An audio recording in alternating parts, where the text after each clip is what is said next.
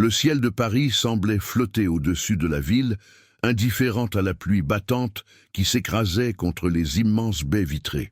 En bas, la métropole n'était qu'un tapis de lumière lointaine et impersonnelle, un spectacle grandiose mais froid pour l'homme qui dînait seul à la meilleure table.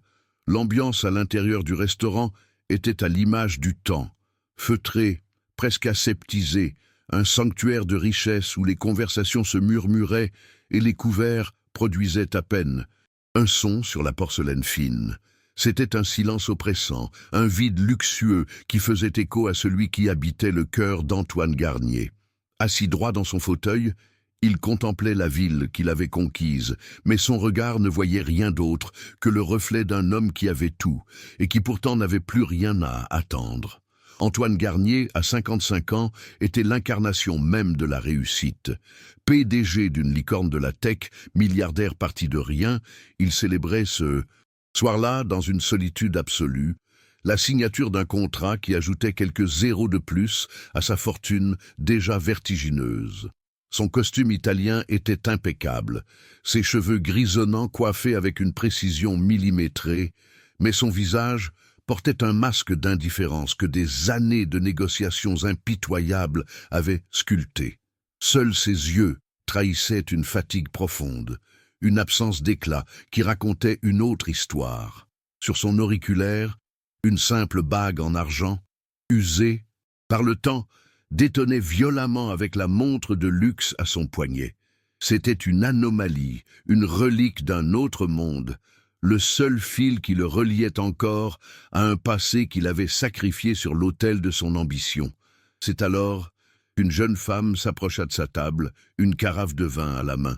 Chloé, 22 ans, portait son uniforme de serveuse avec une dignité qui semblait la protéger de l'épuisement visible dans ses grands yeux expressifs. Elle jonglait entre ses études d'infirmière et ce travail pour subvenir aux besoins de sa grand-mère malade, et chaque geste était empreint d'une concentration appliquée. En se penchant pour servir Antoine, qui ne daigna même pas lever les yeux de son téléphone, son regard fut attiré par la bague à son doigt, son souffle se coupa, sa main trembla imperceptiblement, faisant teinter la carafe contre le verre. C'était la même bague, exactement la même, que sa mère gardait précieusement dans une boîte en velours, le seul souvenir de cet amour de jeunesse qui avait disparu sans laisser de traces. Le monde autour d'elle sembla s'évanouir. Le bruit feutré du restaurant, les lumières de Paris, tout disparut pour ne laisser place qu'à cet anneau d'argent et au visage fermé de cet homme. Prenant une profonde inspiration, rassemblant tout le courage qu'elle possédait, Chloé laissa les mots franchir ses lèvres, sa voix à peine plus qu'un murmure, mais chargée d'une urgence qui transperça le silence. « Excusez-moi, monsieur. Où avez-vous eu cette bague ?» La question, si simple et si directe, brisa l'armure d'Antoine. Il leva les yeux, d'abord irrité par cette intrusion, mais son expression changea aussitôt. En croisant le regard de la jeune femme, il ne vit pas une serveuse, mais une sincérité et une douleur brute qui firent s'effondrer des décennies de murailles. Pour la première fois de la soirée, il voyait réellement quelqu'un. Le silence qui suivit sa question semblait plus lourd que le poids des 30 années écoulées. Antoine Garnier, l'homme qui négociait des milliards sans ciller, se sentit soudain désarmé, exposé sous le regard intense de cette jeune femme. Il lui fit signe de s'asseoir, un geste qui brisait toutes les règles de cet établissement et de sa propre vie compartimentée. Chloé hésita, puis obéit, s'installant sur le bord du fauteuil luxueux, son uniforme de travail contrastant violemment avec le décor opulent. Pour la première fois, Antoine ne voyait plus une employée, mais un écho de son passé, un fantôme venu lui demander des comptes. Sa voix, quand il parla enfin, était rauque, dépouillée de son assurance habituelle, comme s'il exhumait des mots enfouis depuis une éternité. Il lui raconta une autre vie, celle d'un jeune homme de Bourgogne, ambitieux mais sans un sou, fou amoureux d'une fille nommée Laura. Il décrivit leur promenade dans les vignes, l'odeur de la terre après la pluie, la chaleur de sa main dans la sienne. Cette bague, expliqua-t-il, était leur promesse. Forgée par un artisan local, Elle symbolisait un amour simple et un avenir qu'ils construiraient ensemble. Il était parti pour Paris avec rien d'autre que cette promesse au cœur, jurant de revenir fortune faite pour lui offrir la vie qu'elle méritait. Mais Paris était une ville cruelle, qui dévorait les rêves aussi vite qu'elle les faisait naître. Les premières années furent une succession d'échecs et d'humiliations, et la honte l'empêcha d'écrire, de donner des nouvelles, de revenir en vaincu. Les larmes coulaient silencieusement sur les joues de Chloé, tandis qu'elle écoutait. Chaque mot d'Antoine était une pièce manquante du puzzle de sa propre existence. Elle sortit de son portefeuille une photo usée, au bord corné. On y voyait une jeune femme au sourire lumineux, portant au doigt une bague identique. « Laura était ma mère », dit-elle simplement, et cette phrase frappa Antoine avec la violence d'un poing en pleine poitrine. Elle lui parla de la boîte en velours où sa mère gardait l'anneau du regard lointain qu'elle prenait chaque fois qu'elle l'ouvrait. Elle lui raconta une vie de sacrifice, d'attente silencieuse, une vie marquée par l'absence d'un homme, qui était devenu un mythe, un amour idéalisé, qui avait laissé une blessure incurable. Puis elle aborda la maladie, la fin brutale et injuste. Elle décrivit avec une précision clinique et une douleur à peine contenue le diagnostic, la lente dégradation et l'espoir suscité par un traitement expérimental hors de prix, non remboursé par la sécurité sociale. Elle raconta les petits boulots, les nuits blanches passées à étudier pour devenir infirmière et à travailler pour rassembler une somme dérisoire face au coût exorbitant du traitement. Elle lui fit le récit de l'impuissance, de la rage de voir sa mère s'éteindre faute d'argent, alors que le monde autour d'elle continuait de tourner, indifférent.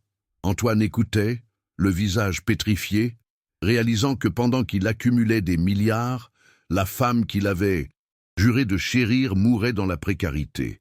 Le poids de cette révélation écrasa l'air entre eux, tout l'empire financier d'Antoine, ses tours de bureau, ses actions en bourse, tout cela semblait soudain n'être qu'un tas de cendres sans valeur. Il avait conquis le monde pour une femme qu'il n'avait même pas pu sauver.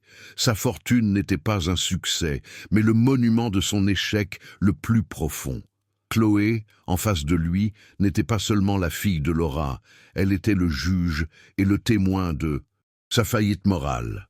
La serveuse, qu'il avait ignorée quelques minutes plus tôt, portait en elle l'héritage de son plus grand amour et de son plus grand regret.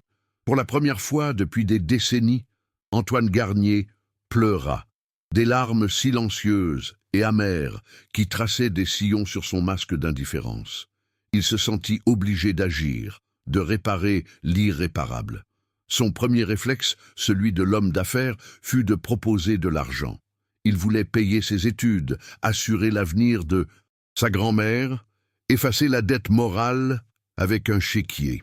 Mais en voyant le regard de Chloé, un mélange de dignité et de méfiance, il comprit que sa fortune était à la fois la cause et l'insulte. Elle ne voulait pas de sa pitié, ni de son argent teinté de culpabilité. Elle voulait quelque chose de bien plus précieux et de bien plus difficile à donner. Une reconnaissance, une vérité.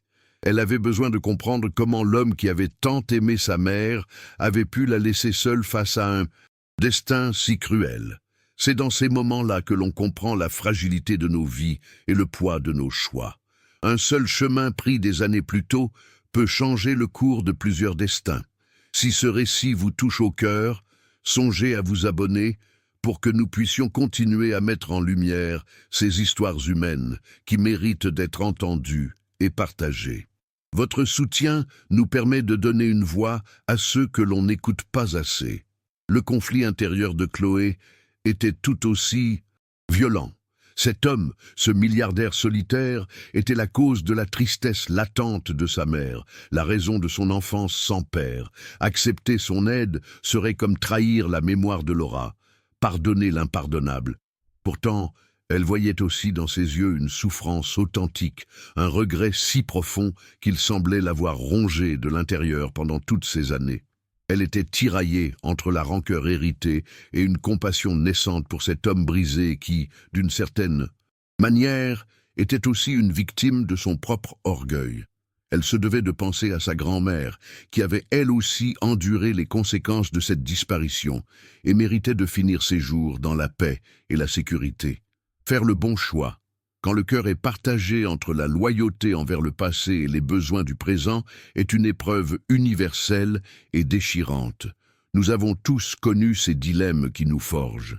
Votre soutien, par un simple abonnement à notre chaîne, nous donne la force et les moyens de continuer à raconter ces combats intérieurs qui nous unissent tous. Le premier obstacle externe ne se fit pas attendre.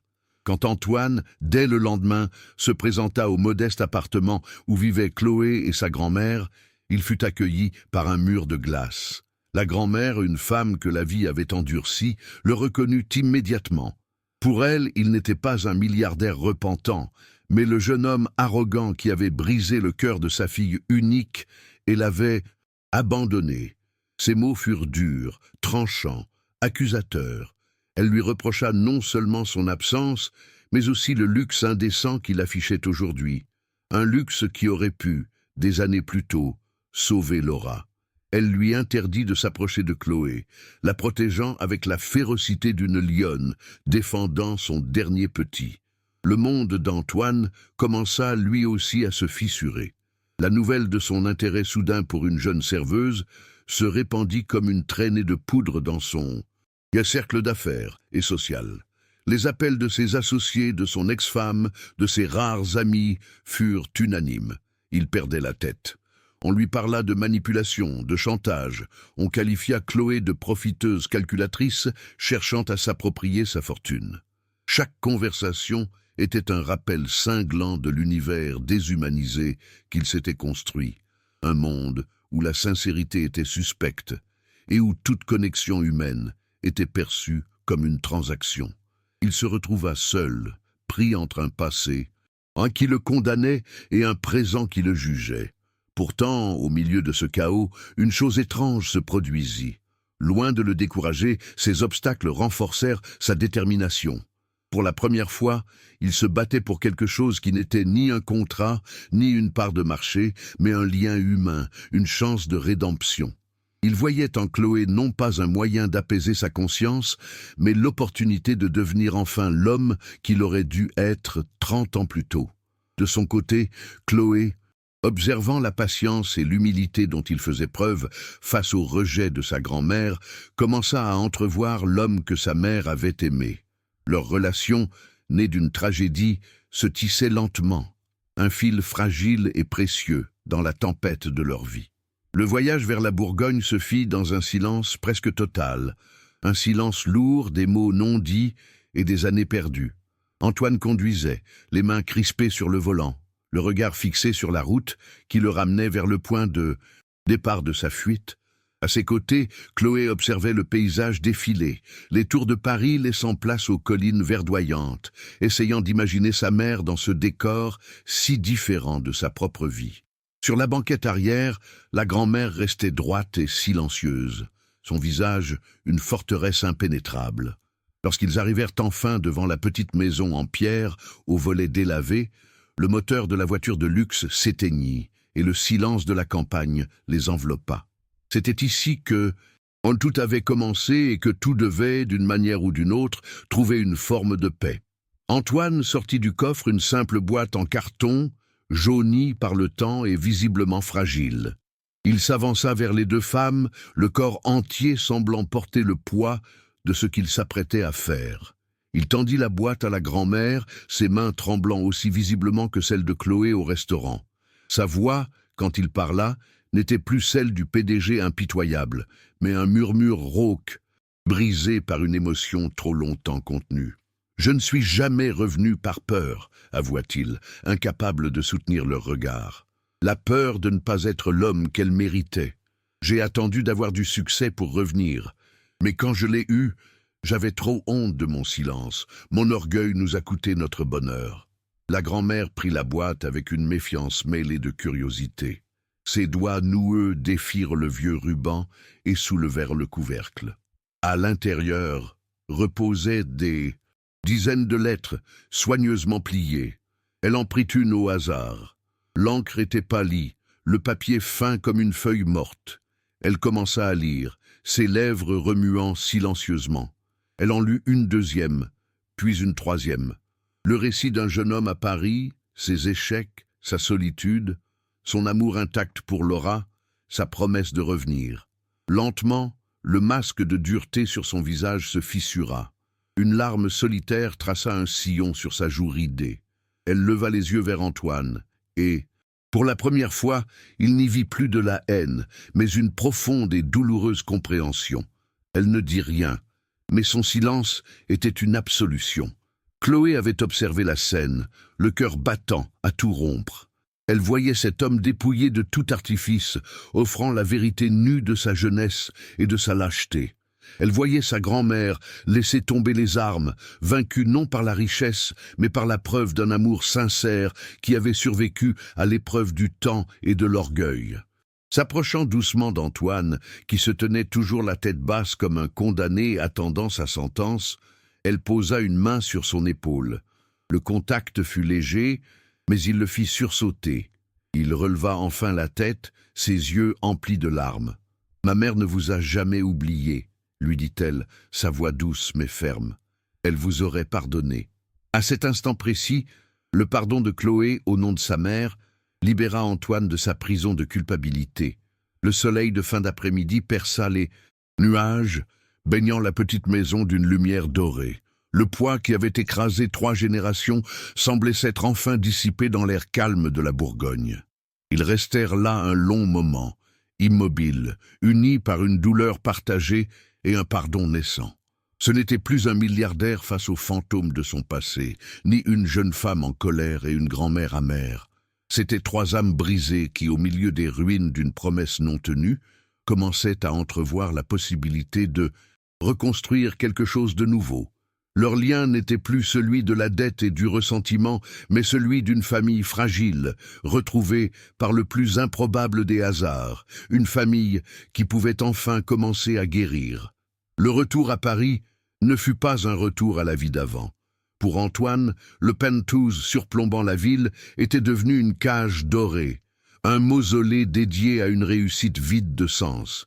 Il comprit que sa fortune, amassée avec tant de ferveur, n'était pas une fin en soi, mais elle pouvait devenir un outil pour honorer la mémoire de Laura, non pas en effaçant le passé, mais en construisant un avenir différent pour ceux qui, comme elle, avaient été laissés pour compte par un système indifférent.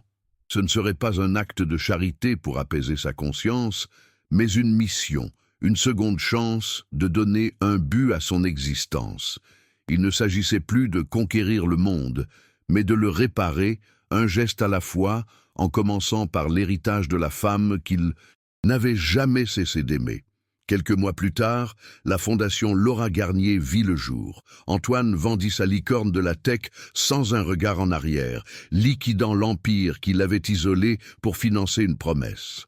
La mission de la fondation était simple et directe: financer intégralement les études supérieures de jeunes issus de milieux modestes, désirant poursuivre des carrières dans le soin et garantir l'accès à des traitements médicaux innovants pour les familles sans ressources suffisantes. Chloé, diplômée infirmière avec les honneurs, refusa un poste à l'hôpital pour en devenir la directrice des projets. Sa compétence, sa compassion et son expérience personnelle firent d'elle le cœur battant de l'organisation. Elle n'était plus une victime du destin, mais un agent de changement, transformant sa propre douleur en espoir pour des centaines d'autres. Le penthouse glacial fut échangé contre une maison chaleureuse en banlieue parisienne, avec un jardin où la grand-mère de Bessenschens. Chloé passait ses après-midi, enfin en paix.